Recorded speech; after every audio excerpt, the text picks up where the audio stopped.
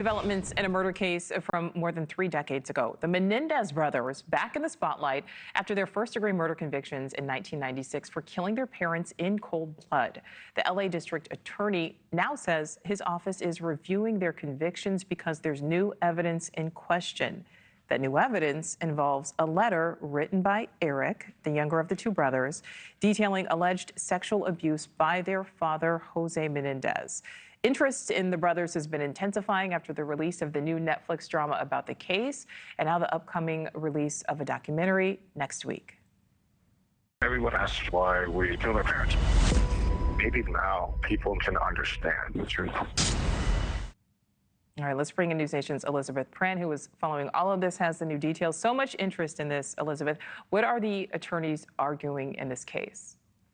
Yeah, I mean, Nichole, it captivated the globe in the 90s, right? And so this generation is just learning about this. They want more information. It's perplexing. There is no doubt, prosecutors say, that these 2 men, 21 and 18 at the time, Lyle and Erik, committed the murders. The issue is that there is evidence that wasn't necessarily part of the decision when the sentencing came into play. So if you look at the letter and you put it up on the screen, it's very, very personal. This was allegedly sent to a cousin at the time. It was outlining abuse, saying he was afraid of his dad coming into his room at night. He didn't know when he was going to come.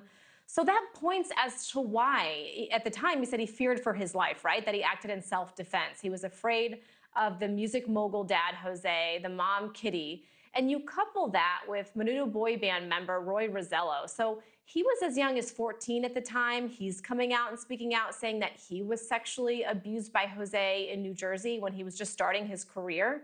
So what we're hearing from the attorneys is that all of this information should be considered with their sentencing, or perhaps even a retrial. The ball is in the court of the district attorney. That being said, one juror, Hazel Thornton, was on with Laura Ingle last night on Ashley Banfield's show, and she basically said, 30 years ago, this really was just a battle of the sexes. Men did not believe that Jose had been abusing his sons. And what complicated that was that Lester Kurama, in closing arguments, introduced the notion that Erik was gay, and that's how he was able to describe sex acts. There was no evidence to back that up. It was just Lester's theory.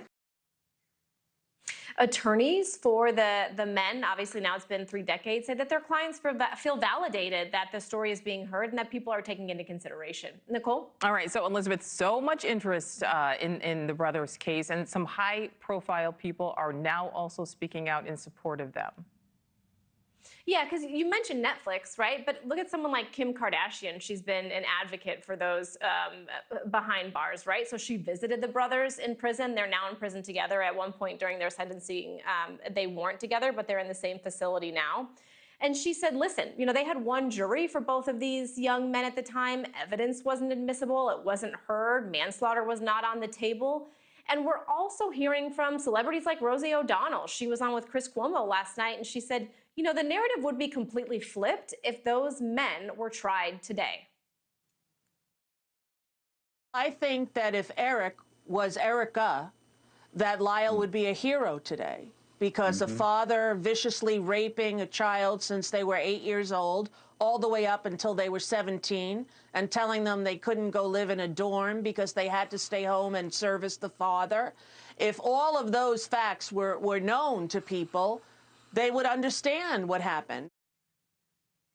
Nichole, as you know, they've been behind bars for 3 decades. Then it's all up to the DA. So we will wait to hear what they decide in Los Angeles. Thanks for watching. Go to joinnn.com to find News Nation on your screen. And don't forget to click the red subscribe button below to get more of News Nation's fact-driven, unbiased coverage.